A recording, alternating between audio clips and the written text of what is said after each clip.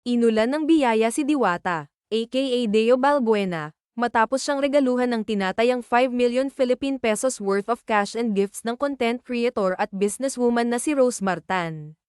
Pinag-usapan sa social media ang pagsadya ni Rosemar sa lugar ni Diwata sa Pasay City noong Lunes ika-6 ng Mayo taong 2024.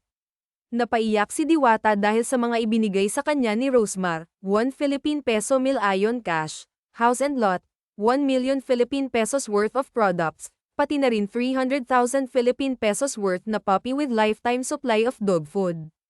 Si Diwata ay member ng LGBTQIA community na nagtrending noon dahil sa pagkakasangkot sa isang away na nauwi sa presinto. Sa TV interview, nagmarka si Diwata dahil sa kanyang unique personality. Read, Meet Diwata, nagtrending sa presinto noon, asensado na ngayon. Ginulat ni Diwata ang marami early this year dahil sinimulan niya ang pares business na patok sa masa.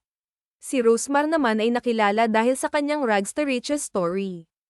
Tanyag siya sa social media at may-ari ng successful na negosyo sa cosmetics at skincare products.